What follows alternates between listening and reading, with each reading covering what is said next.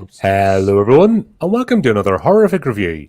Cameron and I are back as we look at Death Rider and the House of Vampires, directed by Glenn Danzig. In the Wild West, the mysterious Death Rider enters a dangerous vampire sanctuary, where the price of admission is one female virgin. This movie was made on a budget of $2 million and brought in $44,736 at the box office. A resounding success. Well, I mean, to be perfectly honest, I don't know how wide the release was, but at least in my neck of the woods, it was a one night only screening. So the fact that is all made essentially in one night in a few markets, that's pretty impressive. I mean, frankly, I think it's just everybody showed up because ooh, Danzig, because I know that's why I showed up, because I watched Veronica. Yeah. More than once. So, yeah. How could you expect any different? Yeah, exactly. That's the thing. I was actually talking to my wife this morning. She was asking how watching it last night was. And it's going into it knowing what to expect compared to how we watched it last time. It wasn't as bad. Now, when that's the best you can say about a movie, yeah, that says a lot. Yeah, when your bar sat low, you're like, okay, no. Yeah. Do you know what really gets me though? For the first 10 minutes, I was invested. Yeah, it was a little drawn out. That's what I was saying this morning before I hopped on with you. Is on paper this could have been a good movie, and if this would have been like a 30-minute featurette, we wouldn't be as disappointed in Danzig. Yeah. So there's a lot of wasted time. It's almost like he had to hit the runtime and he didn't know what to do. Yeah, that's definitely what it feels like. Like the whole walking scene, your typical horsey into the Wild West. Mm-hmm. That was cool. And he could have started running the credits during that, had them pop up, like normal, until we got the good old Danny Trejo. Yeah. Danny Trejo just doing Danny Trejo at every movie he's ever in. Like, what a legend. Yeah, it was great. He does not give a fuck. He was probably the best aspect of this. And I'm saying that even knowing how much nudity is in this and how much gore is in this. Yeah, Danny Trejo is probably the best part of this movie. Yeah, I was all like, oh, this is going to be fun. What's Cameron talking about? And then it was like a kick in the bits when the actual trailer started, or the credits. Yeah. Well, and that was one thing that, I mean, it bothered me the first time, but there was a lot that bothered me the first time, so I didn't consider it. But this time, having a vague recollection of the movie, which I'm actually kind of surprised. This came out, 3 years ago? And I saw it the one time. I remembered pretty much every aspect of this movie. But I guess there really wasn't much there, so that's why. But the thing that stuck out to me the most on the second viewing was the fact that, there's score in spots, and it's fucking amazing. It gives you the old Western feel. You get Danzig's vocals, which Danzig has got such a unique voice for somebody that essentially made a career of trying to rip off Elvis. And that shit was great. But then there's parts where there should be music, like the credits, and it's just dead silence, but a couple of weird noises. And it's like, what in the fuck were you thinking? It's just so stark. I have one question, because the problem with the likes of Danzigs and all, they end up in an echo chamber. And that's it. They never get told no. So, can you make me this promise today on stream?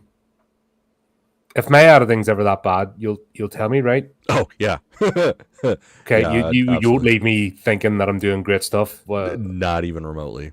Yeah, we've talked about this in the past with different things. So, I'll tell you. And that was the biggest problem with this movie, just like Veronica. Well, Veronica was just shit. Veronica was just cheesy discount bargain basement attempts at better properties that have been out there. Yeah. I think I would have to look it up because I don't remember if he did all the editing and shit for Veronica as well. I don't think he did. I think he just wrote it and directed it. But this suffered to a much greater extent, obviously, from the whole, like you said, echo chamber of he is the entire world to this movie, much like Terrifier 2. Like, if there was a proper editor and somebody like I don't like studio shenanigans at all. I mean, obviously they're cunts for the most part, but It's never been good for a movie.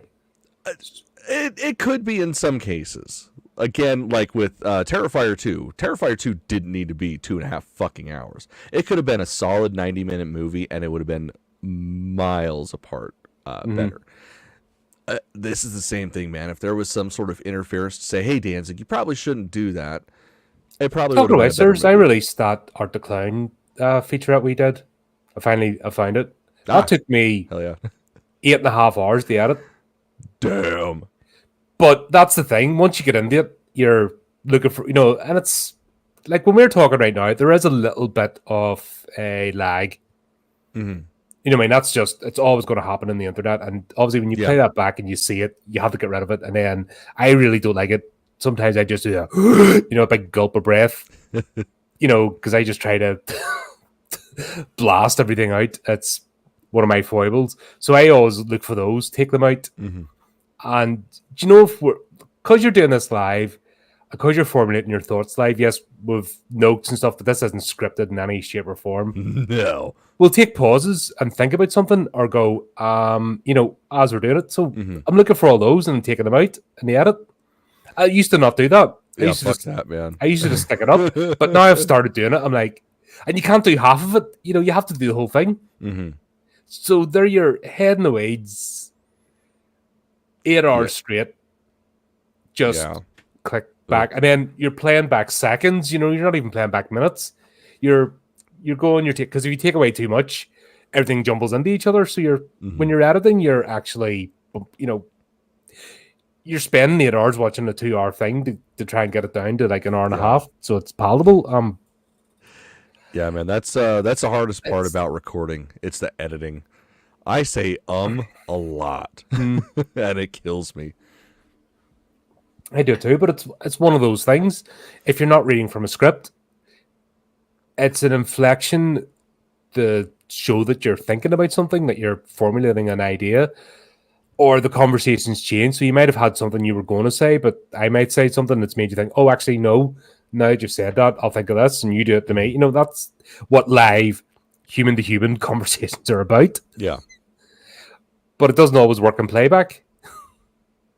No, not. It's, yeah. So I understand. Especially trying to, like, clean shit up. Yeah, it's... yeah. I understand the editing's a pain in the arse, but it's so important. Yeah, that's literally what makes the movie. That was editing and sound are the most important aspects of a movie. More so than the acting, more so than the lighting, more so than anything else. I mean, sound probably just because I'm a fucking weirdo and that shit bothers me. No, it's been last week and a half. This software has been kicking my arse and doing weird shit. And it's driving me absolutely mental because I was ready to give up at some point and just go, I can't do this anymore. I can't find it. I don't know what the hell's going on. Because it was annoying me that much here, knowing that I'm not giving the best product. And I get really antsy about stuff like that. And then if somebody says to me, I'm like, I already know, I'm already pissed off. You don't need to tell me to. I'm fucking But if you've got a studio and you've got professionals and you've got sound mixers, there's no excuse to not have the basics. Mm-hmm. There is no excuse for the bad editing in this movie. Like, I mean, other than Danzig was one that decided to edit it. Which then he shouldn't have. No. Because he comes across as arty-farty artist type. Mm-hmm. So he's therefore not the type that's going to spend 8 hours heading the weeds, when you have to actually knuckle down. I've had this problem all my career. I've went to meetings and all the big brain think tanks are like, oh, we could do this, we could do that. See when it comes to actually knuckling down and do it, either reviewing the material, actually sitting down and reviewing the material, drawing up the plan and doing the actual work, that you have to sit at your bloody desk and do it and shut up and not go for 20 coffee breaks and get something achieved. They're nowhere to be seen. Mm-hmm.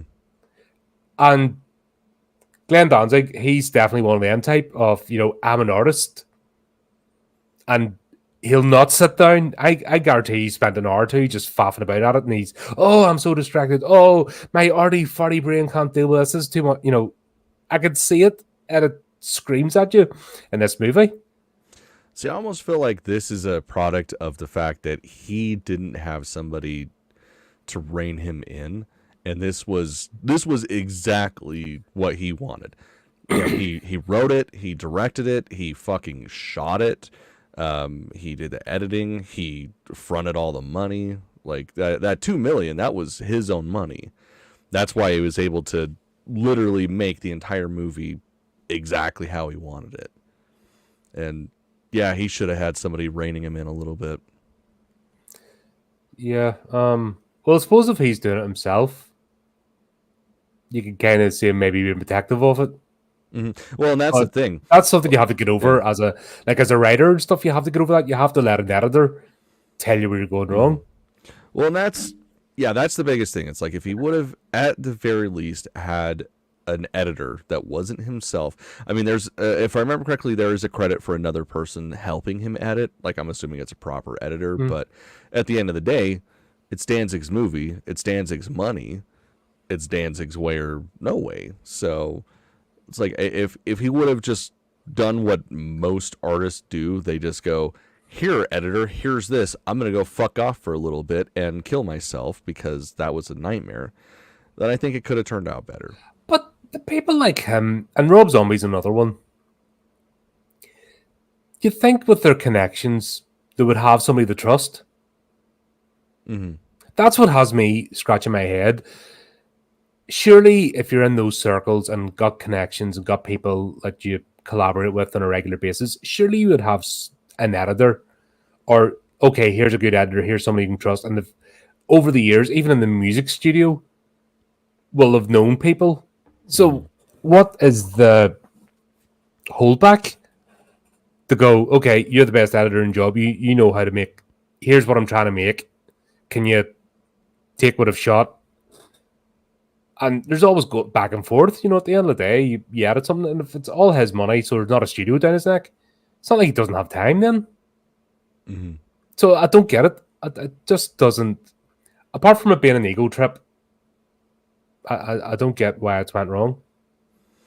Yeah, I mean, I think that's hitting the nail on the head. This is pretty much an ego trip.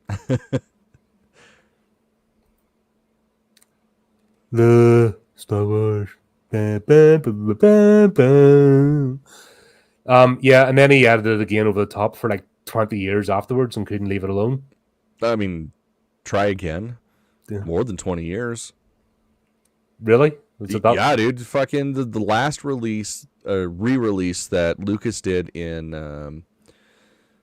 what was it, 2012, 2013, whatever. Right before Lucas sold to Disney, there was a re-release of the complete saga, and he was still fucking with the original trilogy to that release. What an arsehole. Yeah. There used to be a time, and it was a time-honored tradition, where when Hollywood hacks became has-beens, they had the decency to OD and have a hotel room incident. I think that tradition needs to come back. The George Lucases, the Ridley Scotts, the James Camerons of the world are done. Like, if they're not going to mentor the new generation, and if all they're going to do is hang on, like, with their fingernails to stay relevant, they need to go and have a strangle wank incident in a hotel room and just be done. Hell yeah, go pull a Carradine. At least to get a last headline. Yeah, man, and people will shed a fake tear for them. Didn't River Phoenix do it as well? And I have obviously no Heath I thought Ledger he just OD'd. I don't remember. All right, loads of. It used to be a thing. Mm-hmm. Well, they hit the certain rock bottom. Elvis, Marilyn Monroe, you name it. Once they hit that has-been stage and they couldn't face it. Marilyn Monroe, that was maybe she had a bit of help. I don't know if I'd put her in that boat because I'm pretty sure fucking she got killed by the Kennedys. Everyone else, Elvis. We all know what happened to Elvis. Elvis, he's in a retirement home in Texas, rooming up with JFK, fighting mummies. Definitely not the same as Marilyn Monroe. Nah, I'm just like that. At least they went out, and they're still, because then people wouldn't believe they're gone, so their legend lived on. Mm-hmm. The way the Lucases and the Ridley Scotts and the Camerons are going, they're just going out as a laughing stock. Like their final years are just going to be as absolute jokes. And Glenn Danzig's going down the same road. Yeah. Yeah, Chris. That's my thoughts exactly. You stay mediocre, you have nothing to you don't disappoint people when you don't achieve greatness. Just do your thing. God, I was talking earlier on about, jobbing actors and the ones that just like to act and they do different roles, and the younger ones can't get their head around it. Why would you do an indie movie when you're a big movie star? It's like some people actually like to stretch themselves and do different roles. Mm-hmm. They're like, I can't get my head around that. That's too hard. And that's why they set themselves apart. The ones that stretch themselves creatively and don't just stay in a little bubble are the ones that, really progress and do different things. But yeah, a lot of not actors acting in this. Yeah, it was pretty bad. Although they do have a few decent names. Mm-hmm. You got Devon Sawa. That's about it. And he Julian fucking hates this movie. Yeah, Julian Sands is pretty good. Yeah, he was bored. He was just like, okay, that must have been a favor. So on the second viewing, the only thing I could think every time he was on screen, you've seen Talladega Nights, the Ballad of Ricky Bobby, right? Yeah. All I could think the entire time, like every time he was on there, is the interview where he's getting interviewed and he keeps doing this. He's like, I don't know what to do with my hands. That's all I kept thinking, because it was a lot of this when he was talking. He's trying to do the wahaha sort of thing. So this dude is either fucked up on drugs or high shit on something just weird as hell. Because a lot of this, it's like, dude, just fucking chill, man. Just talk like a normal person. I got the feeling this was meant to be a comedy. Especially when you go in and you get the last chance to go back now. It was straight up a spaghetti western, and it wasn't very aware of itself, is the takeaway that I'm getting from this movie. Like, maybe if I had just went, we're having a bit of fun here. Mm-hmm. But there's no sense of fun in this whatsoever. It's all screaming, taking itself too seriously. Mm-hmm. That's the problem. Well, and it's a lot like what I said with Veronica, and I assuming what most people said with Veronica, I can safely assume. You probably have the 10,000 texts I sent you. Oh, so. Yeah, man. I mean, fuck, I have watched that movie 3 times intentionally, so I'm a glutton for punishment, I guess. But it's like the same thing with Veronica. It's like no amount of boobs and blood is going to make this good. And that's so weird to say, because there's like almost an entire genre of nothing that's but boobs and blood. And it's great. But once again, it's all down to the sense of fun. Mm-hmm. It's the whole idea of risque and cabaret and that type of stuff. That's what the younger ones don't get as well. Mm-hmm. It's like, look at Instagram. It is obnoxious. It's here it is in your face, and you're like, nah, you meant to tease a bit, but they don't get it. They don't understand, because they're not fully formed human beings.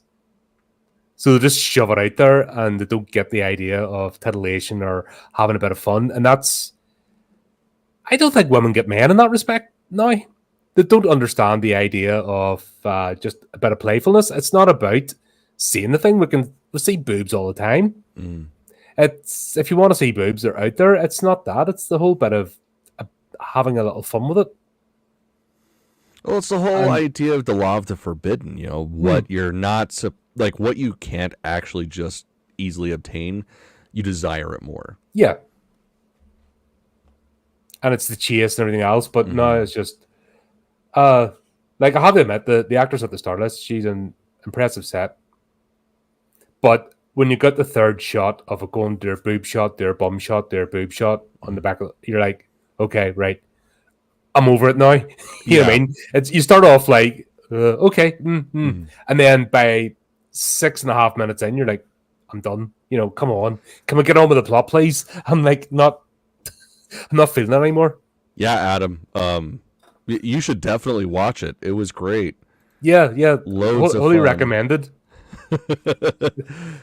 I don't know if I'll do the same thing I did with Colin and be like, oh yeah, I'll I'm not letting you ride this one alone. I don't know if I got it in me again.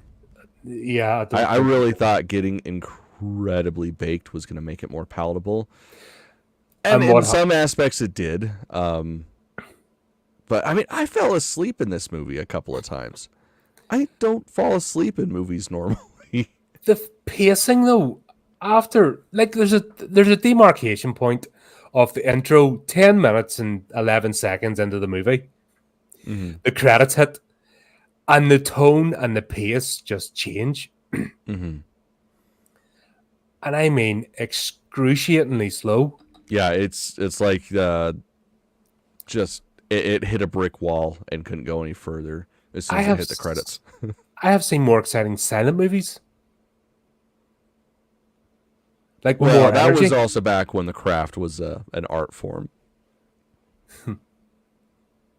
No, but honestly, I've seen more silent movies, with actual that are done with a hand camera that actually have more animation to them than these actors.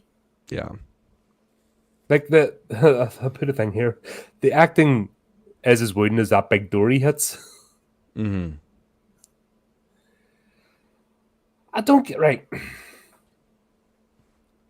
Saloon / temple / crypt / what is this place meant to be? Well, it's said in the name. It's sanctuary. It's a refuge for vampires. And yet everyone's all doing the fucking hate you sort of, The two don't mix, right? Maybe it was an idea of mixing genres. It's oil and water. Well, the thing is, it's like on paper, we could get it to work. The idea of a Western vampire movie. I mean, it's literally been done before. Blood Rain 2. Dusk to Dawn. Fucking like there's so many examples of it being done well. This it was like he couldn't figure out how to add 2 and 2 together. And no, Adam, there's no fishnet, unfortunately. We do get him acting though, and that is oh yeah, there's a lot of Danzig in it. Oh god, fucking Bad Bathory. Oh, that's it's a choice. Yes. I think I could have taken him more seriously if he was just dressed as Danzig, like a fishnet shirt, the giant belt buckle. I would have been like, "Oh, okay, this is acceptable." Yeah, just modern clothes, just turned up on it. Yeah. It's like it wouldn't have been that out of place. Yes, everybody was in period costume, but it was just that. It was like it felt like they went to Spirit and got costumes there. See the pistols? Oh my god, it's like those wee toy ones you buy. The ones. Yeah, man, you can go to the dollar store and get those for fuck's sake. Oh my, they looked exactly like it. I was expecting. Do you know what I was expecting? The little cap, little paper cap, boom, boom, coming out the top. Yeah, that's I've absolutely had pistols like that when I was like 9. Yeah. And they looked better. Oh my god, they were tragic. Yeah, it was pretty fun. That's what I'm wondering. What did he spend the $2 million on? If it's his own money, and I'm assuming he didn't pay himself, was this just in the washing machine, or was he what? Was there just a big party at the end of it? That's the thing I don't understand. It's like it, maybe that was his premiere. Like all the money was spent at the premiere. Because there was if I remember correctly, there was a pretty big opening premiere. I think he did it at Man's Chinese. But yeah, it was basically like an industry screening, and like this was a bad movie. I feel bad for the man though, because like apparently everybody was just talking shit the whole time throughout the movie while he's there and knowing he's there. It's like, come on, he's a national treasure. He fucked up, but let's be nice to him. But then again, it's sometimes you need a bit of that. You know, that's what I mean. If he's in the echo chamber and he's, you know, being told he's the greatest thing ever, then he needs a bit of a reality check. If he doesn't have those trusted people around him that can say quietly, you're going the wrong direction here. Yeah. This isn't working out. I've seen indie movies made for thousands with better quality. Yeah. So I don't get how the amount of money doesn't tie in with what we're watching on screen again. Yeah, it's very hard to see where shit was distributed because it just doesn't feel like there was much money put into anything. Like it might have been the cameos, it might have been hiring Sawa. Who the fuck knows? But do you need those cameos? Like the added not Julian Sands is the biggest name in this, and he added nothing. Mm. Like he was bored throughout this. He's just like, okay, right, here's another scene. Like I don't get it. I just don't see where the money went. And also, how do outdoor shots sound better than indoor shots? When has that ever happened? Yeah. Like I can't get my head around that. Well, I mean, the shots of him leaving Sanctuary, those weren't really good. Like, those were really bad. But the ones like him going to Sanctuary, yeah, like those were properly shot for the most part, minus the weird zooms. But yeah, all that shit inside it just looked so fucking different and not in a good way. No. And the fact that the saloon was dead silent, did he forget to put the music over the top? Dude, again, that was the thing that killed me. The sound in this, it's like there's moments where there should be score or at least something, but the levels are so wrong. Like in the saloon, the first time we get all the girls in there, it's loud. You can hear everything. You can hear the cards rustling. You can hear them moving shit around on the tables. But in the background, very faintly, you hear music. And it's like, that should be the other way around. Like, that's how that works. Yeah. It's like, I don't need 5 minutes of hearing somebody shuffling a deck and, like, moving their feet around. Like, that was a bit much.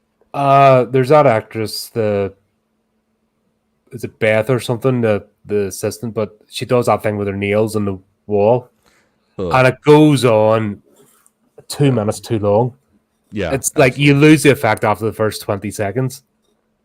And it just goes on. Plus, it's like, what is she trying to accomplish by doing that? Like, is she trying to intimidate him? Is she trying to entice him? Because at some point in time, that's just going to get annoying regardless. But also imagine doing that every time in the saloon. There'd be no walls left. Yeah. Like,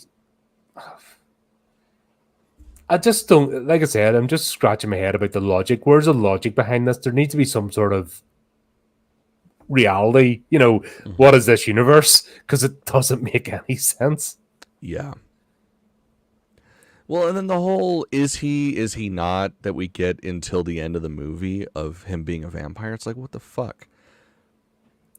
Like, it doesn't make any goddamn sense. And then it's like, did he, when he got his arm bit, did that turn him into a vampire? Is that how that works?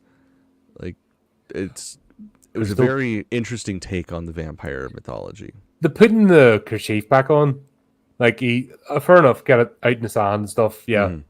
And then he takes it off, so we've got the reveal, and then he puts it back on again to walk up the stairs. You're like, to go to his room, it was, It's like, that's a choice. What are you doing?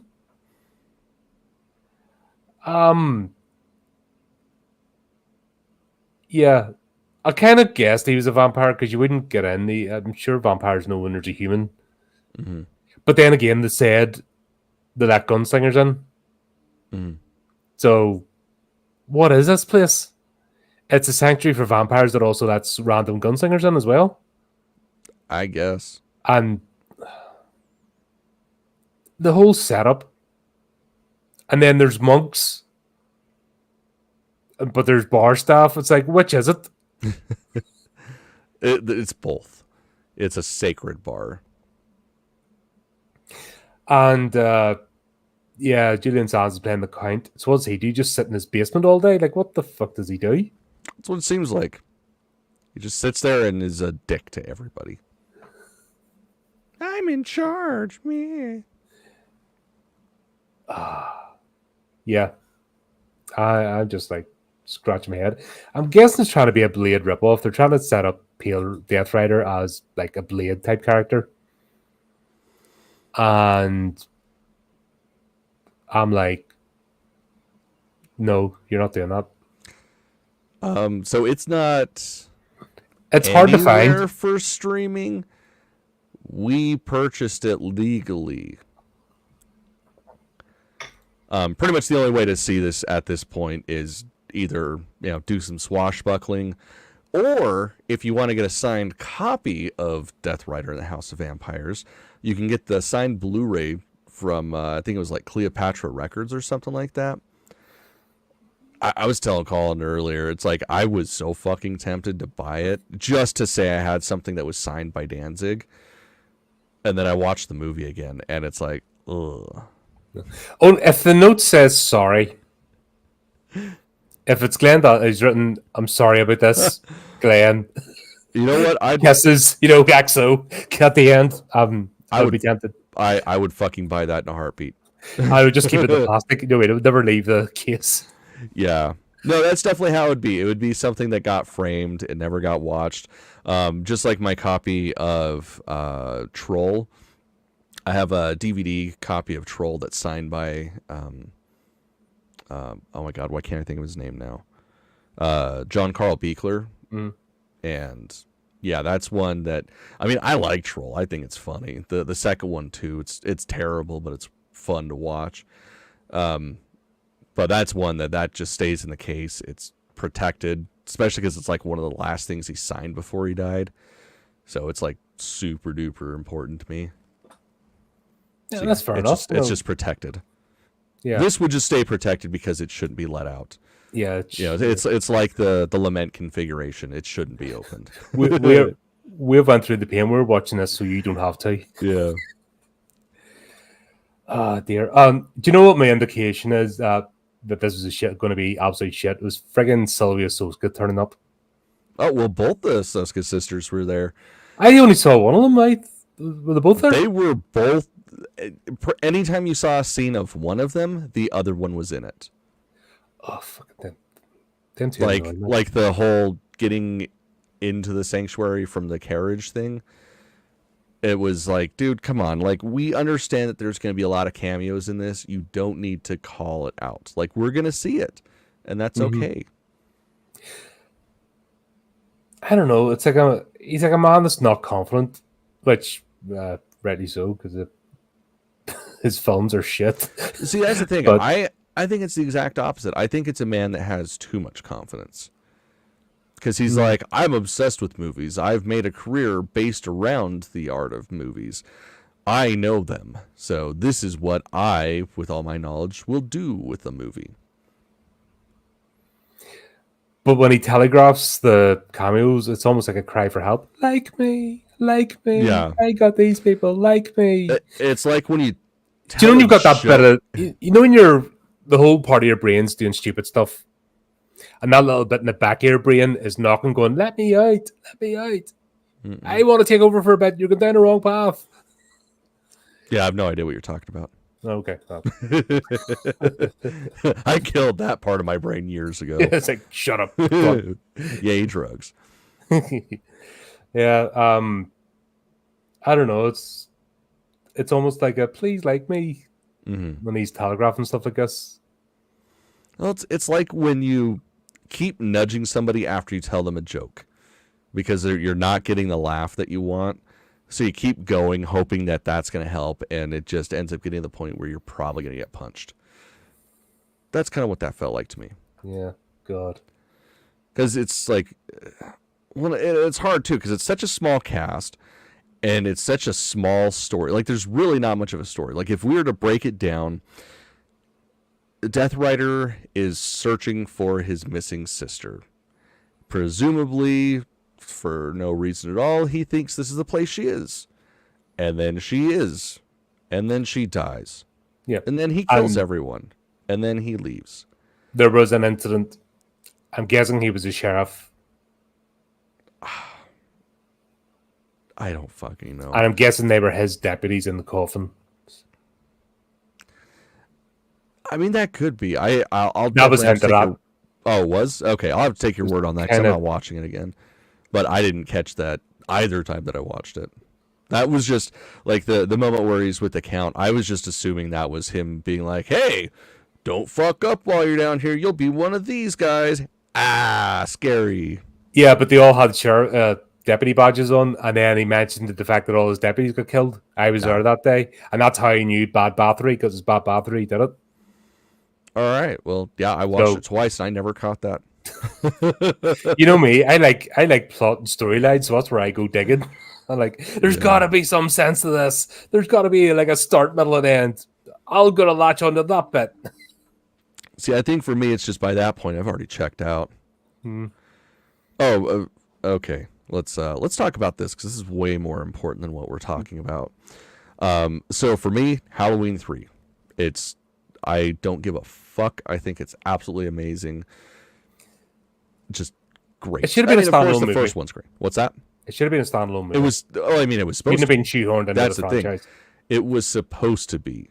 Like, it was not supposed to be a franchise. Everybody knows that. Like, 2 was a reaction. 3 was the intention. And then 3 failed, so nobody else did that. Then it was just Michael Myers. I don't like the way, like, H2O onwards, they made Laurie Strode rough. They made her too rough. Give her too many hard edges. I like the fact that she was, like, even in 2, she was reactive, but she was, she was somebody been through a traumatic event. Mm-hmm. But by the time we get to the zombie ones were strange. Yeah. And then that final trilogy, the dog shit one, yeah. God. First one was nostalgia porn. Second one was like, huh. So where are they going with this? I thought he was a human now. And then the third one is just like, what? They can never make up their mind in this franchise. They can never make up their mind what Michael is. Well, it's like in the original films, it was fine because by the time you get to 5, you're sort of like, whatever. It doesn't fucking really matter anymore. But the new trilogy, the 2018 trilogy, they were like, this is, we're completely rewriting the narrative. It's going to be this way, and you're going to love it. It's going to feel like the original. And then, it's like they wrote them one at a time with no game plan. And none of it feels cohesive. And then they hired David Gordon Green, so...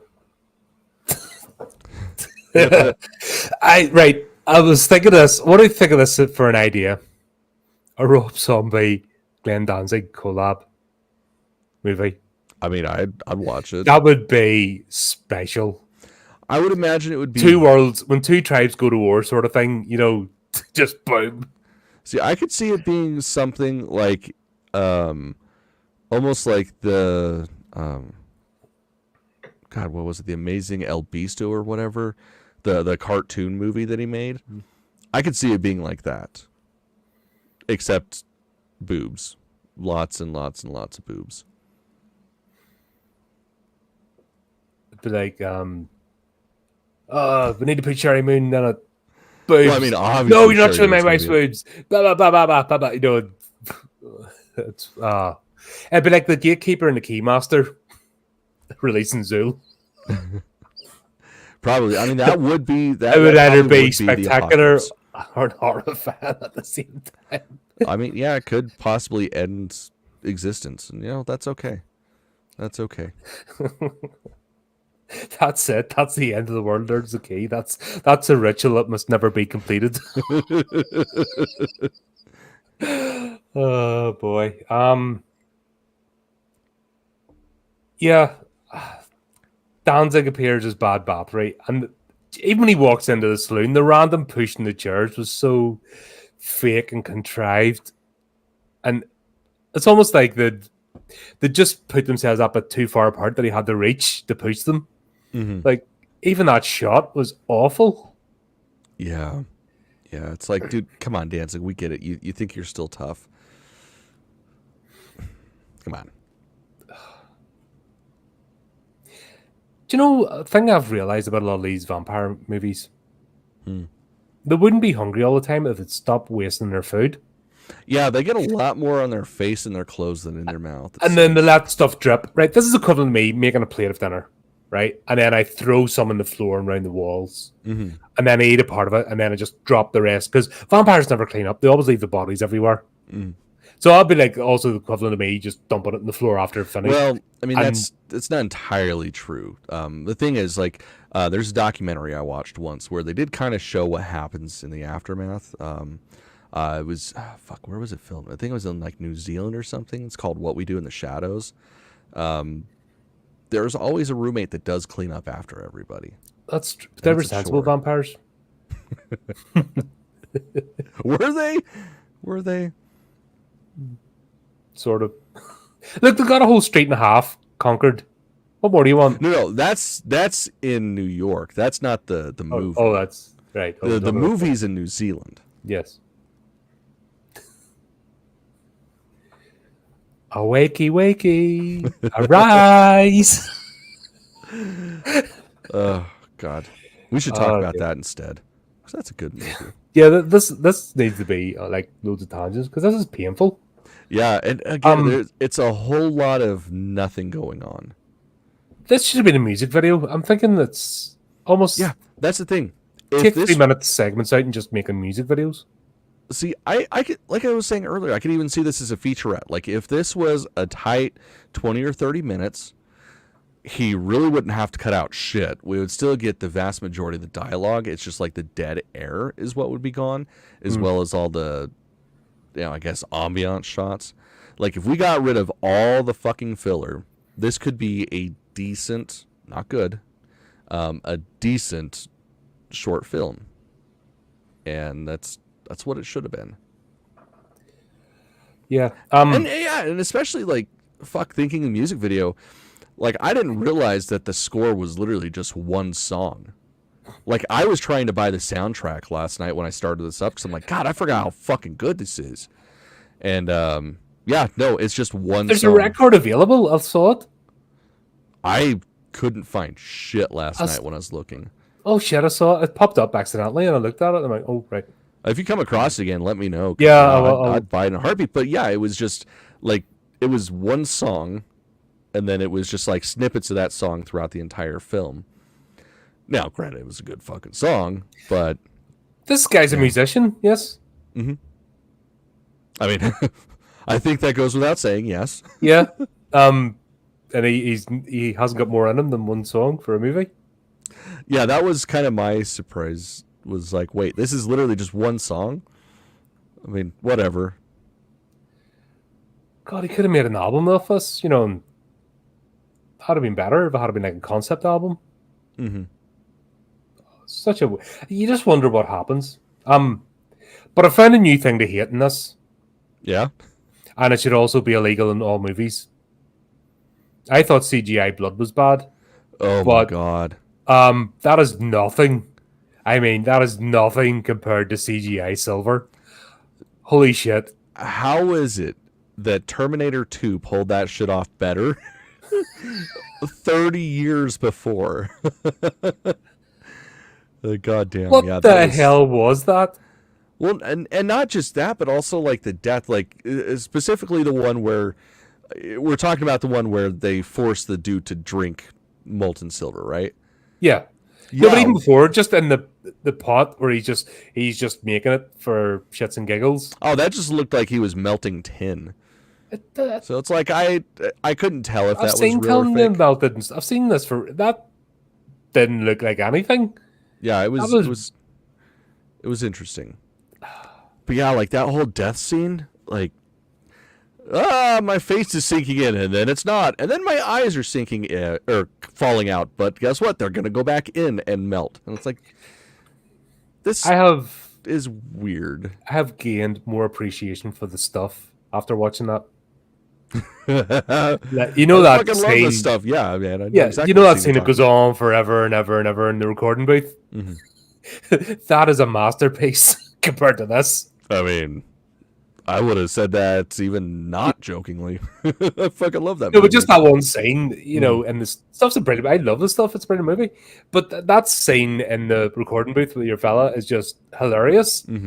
Just because of the 80s and the, you know, what I mean, the effects and the camera shots, that's what they did. You know, cut to him, cut to him, you know, eventually they get there 5 minutes later. You know, that was just a product of its time. That's why it happened. Yeah. They had no choice. Danzig did, and that's what he chose to do. Yeah. Yeah. And I love the way Silver can simultaneously kill you quickly or slowly, depending on what the plot needs. I use the word plot liberally with this. Well, that was the other thing. It's like when Death Rider starts sticking everybody with those fucking railroad spikes that are made of silver. There's no real sound to it. It's like, what the fuck? Like, it's almost like the end of Idle Hands, where the hand dies and it's just like poof. It's like, that's so uneventful. Give us some pizzazz. Not, it sounds like he slaps somebody's chest and then they're dead. Yeah, it's very underwhelming. I just, I don't know, man. So many things, like the basics of, if he's a horror nerd, like he says, needs to watch horror movies. This is none of that. Yeah. This is none of that. This isn't even this is like somebody who hates horror would make. This is somebody that's, oh yeah, I've seen a horror movie before. I love horror. Scream's my favorite movie. And it's like, that's their reference point for all of horror. Yeah. Oh dear, that's like, honestly, like, he's got the, even though they're shit, they're still directors in their own right.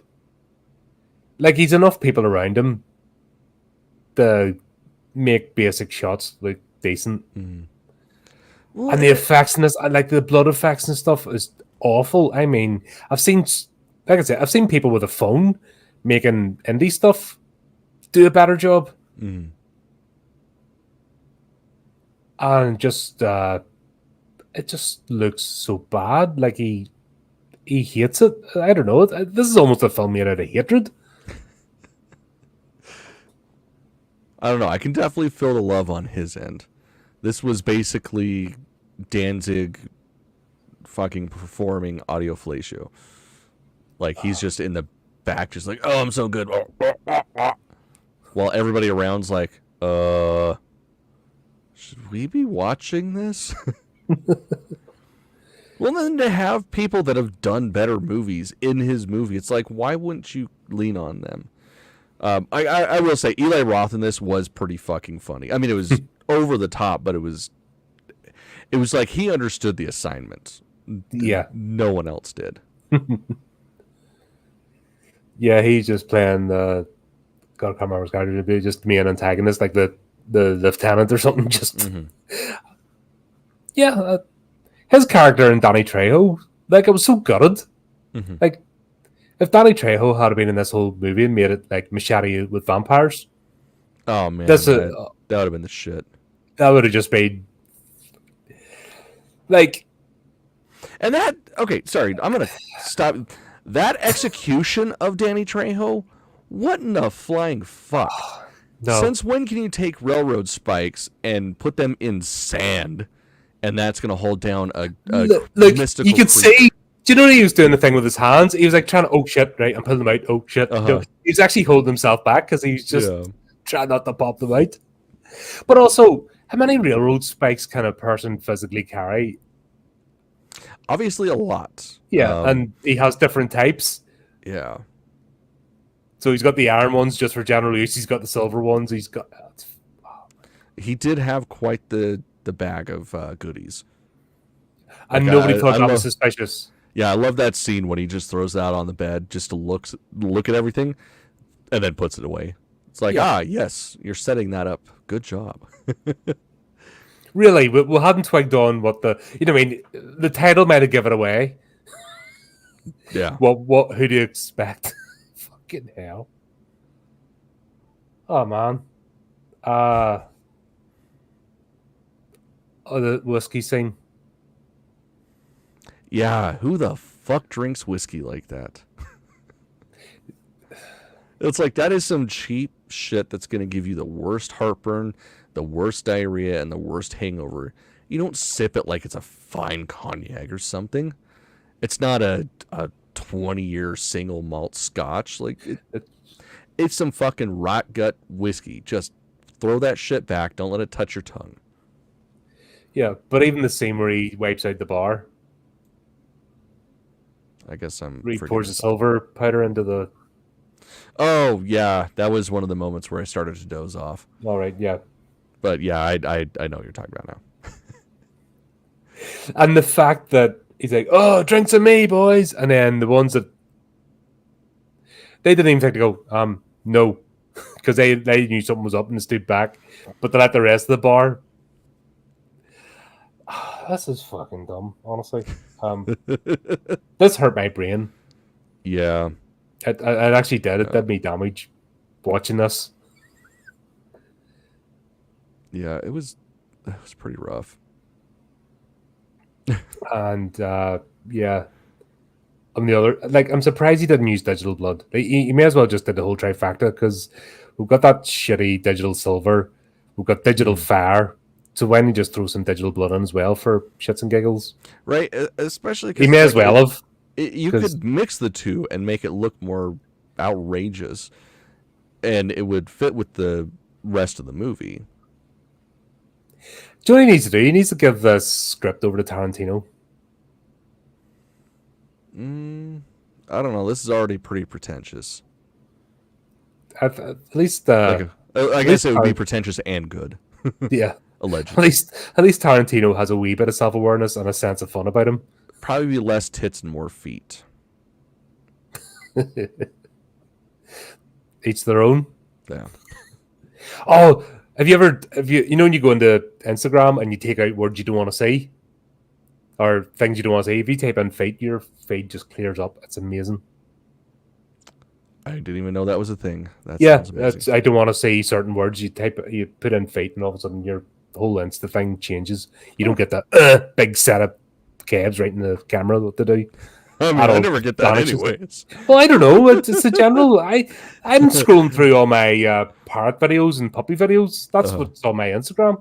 And then, yeah, I mean, that's all I give a fuck about. And then the next thing you see a big set of meat, plates of meat in your face. You're like, what the fuck?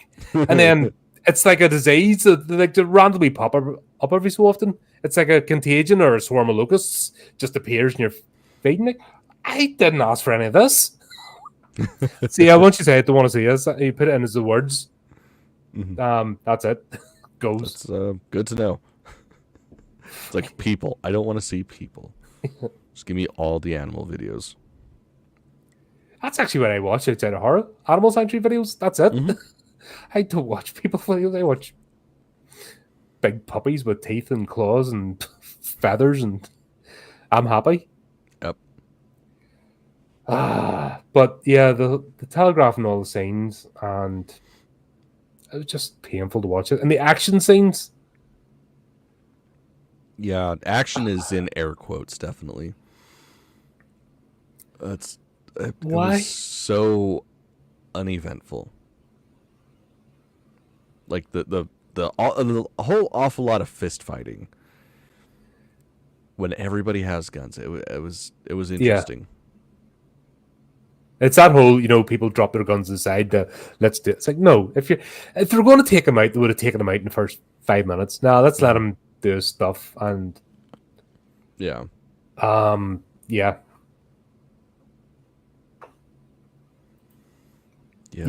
was the only character. Not that's another. Waiting till everybody's watched it, and then we're going to do a full deep dive on it. Yeah, I'm. I have Ho- opinions. Hopefully, I'm gonna be seeing it next week.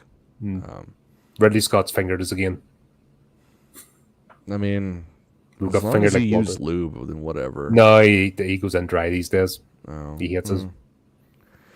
Can't be any worse than Disney fisting me. So, at least I hope. God. There's another thing. The big random reveal of his sister, which was actually, if this had been just a straight up revenge movie, which was set up that Bob Bathory killed all his sheriffs, he's back for revenge, and he turned him into a vampire in the process. That would actually, there's the plot. Doesn't need to be any more. The weird thing with his sister, and his sister doesn't call him by his name. Like, I can understand taking on the moniker Ryder, but he has a name. I don't think his parents called him that. And even that bit was just like, what are you doing? Yeah, it seemed like a very weird period to have that in. Like, that should have been at the beginning of the film, like shortly after he sees the deputies in the chamber, because then there's the catalyst for him to actually do all of this shit. Yeah. I mean, it still was ultimately the catalyst that made him wipe out the entire coven, but it just would have made a whole lot more sense for that to be the very beginning, and then he spends the rest of the movie, building his plan to enact his revenge. And then the final fight, I don't think we could spend too much longer on this. This is fucking No, man, that was just, again, it reminded me a lot of the end of Idle Hands. Yeah, but the Count knocks him out with one punch. The Count knocks him out. Already proves he's a better fighter. Yeah. And then he's just standing there waiting for him to get back up. And then he turns into a wimp. That was... Also, he's highly flammable. Yes. Which... Like, he can take... silver stakes, bullets. Yeah, he gets shot in the fucking face twice with silver bullets, and it doesn't faze him. And then he didn't even get touched. Like, there wasn't even the like, they didn't even act like he got hit with the fucking torch. It was like he was waving it at him, and somehow he caught. Was that wine? I thought it was that wine he was drinking. I still, like, it didn't even look like he got touched with the torch. He breathed. That must have been it. It was pure ethanol. Probably. You know what, man? I've woke up some days that I'm pretty sure my breath was flammable, so I guess that makes sense now. Yeah, that's it. He's drinking pure red diesel. Just yeah. Like, I've seen better Monsters episodes and the Addams Family episodes. Yeah, with a tighter plot than this. Yeah, and they probably worked because they were only 20 minutes. Yeah. Yeah. Should musicians make movies? Because we've seen this all the time. Every time musicians decide they're going to make a Night Witch's Imaginarium, that was bloody awful. Metallica's Through the Never. Like, anytime musicians try to make a movie or something, it's always bullshit. Cradle of Fear? That was cheesy. That was cheeseballs. Yes, I loved it, but it was fucking fun. It was exactly what it was intended to be. And if you know Danny Filth and his sensibility, that was fucking perfection on screen. I love that movie. Okay, the exception proves the rule. I reviewed that, actually. That was one of the early reviews. Yeah, I mean, of course, Adam says, Pink Floyd's The Wall. That is definitely the exception to the rule. Like, that is... I mean, When did it ever really work in general? Because... Purple Rain, motherfucker. And you want to argue that shit with me, I will fly over there and kick you right in your shins. Is it a good story? No. Does it make sense? No. Is it an amazing fucking film? Yes. All right. I think that was a product of his time. Well, absolutely. It was Jesus. an excuse for Prince to release an album, and that's all we needed. He was a strange chappy. Yeah, absolutely. No. Yeah, you always get just strange. I don't know. It really is like oil and water. They don't. You need to bring someone in, like that knows films. Glenn Danzig doesn't know films. I don't know what he's watched in his time, but he doesn't know films and he doesn't know horror. He hasn't watched anything past the 70s. That would be my assumption. Oh, he's one of them. Get off my lawn! I remember when. No. Yeah.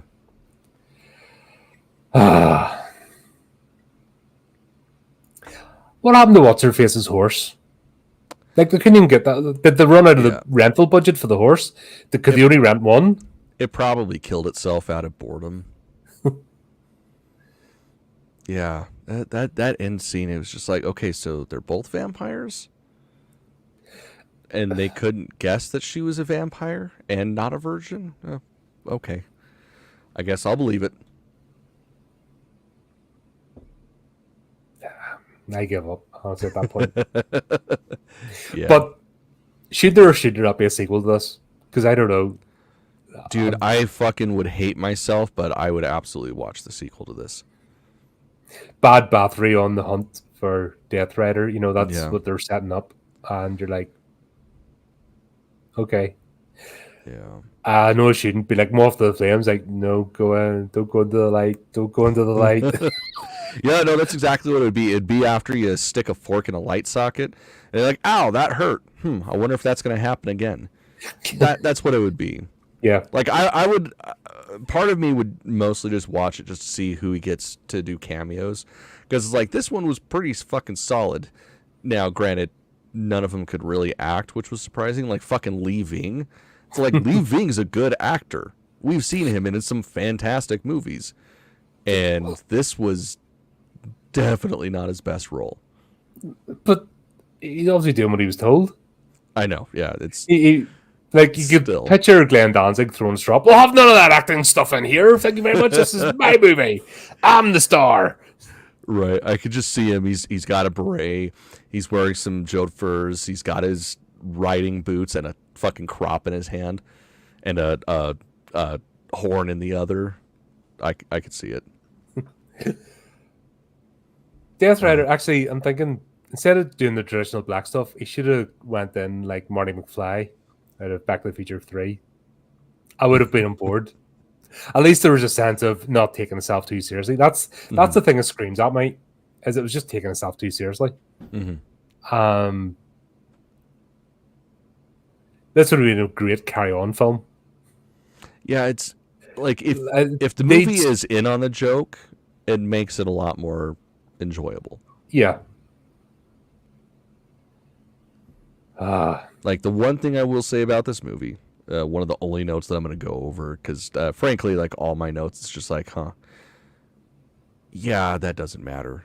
But the one thing that stands out the most that I gathered from the second viewing was you definitely can't say Danzig wasn't having fun with this. Like, the look on his face, the smiling and all that shit, that wasn't acting. That was him being like, yeah, I'm making a fucking vampire movie. And it's like, you know what? Good for him. At least he had fun. At least if he's used his own money and everything else, do you know what? Everyone needs a hobby. Mm-hmm. I mean, that's pretty much what this shit was. Like, this and Veronica, it was him going, fuck it, I'm going to do this shit. And then he did. And it was, they were definitely movies. Oh, man. I don't know. Sometimes you need a bit of this in your life. Yeah, it makes you appreciate good movies more. Yeah. It's almost like this should be taught in universities. Filmmaking universities. Right? Don't do it. This is why it's important to have an editor. That's actually, if you end up in detention in school, if you're doing like school, this is it. Okay. You're going to watch this and you're going to write an essay on what not to do. Yeah, right. But there you go. That was the thing. And I appreciate you being my wingman for this one. Yeah, man. I did offer couldn't let you do alternatives. it by yourself. I know. The whole time I was just thinking, God damn it, we could have watched something so much better, because there were two things we were gonna do, which I can't remember if we have a plan for the talk spot, but if we don't, we should do the other thing we were talking about. Yeah, I was definitely kicking myself in my ass, like, God damn it, why didn't I say let's watch that? It's so much better. Yeah. Well, it's out of the system now. Yes, It's done. it's can done be and over with. forgotten Band-Aid. about with Veronica, and we can move on to better things. Yeah, at least until the next Danzig movie comes out. Yeah, I think we just have to, don't we? Yeah, man, We're almost duty bound at this point. pretty much. There you go, folks. Thanks everyone for tuning in and joining in the chat. Always great to have you. And we'll be back soon, actually. Talk to what's coming up quicker than you think. Fuck yeah, you're gonna see us next week. Yay. And until next time, keep updated with the channel, do the type of clicky things, and remember to keep it creepy. Yep. Keep it horrific. Yep, there we go. That's it. Up. Yep, there's words. Yay. Damn it, Danzig's making me brain dead. Bye-bye.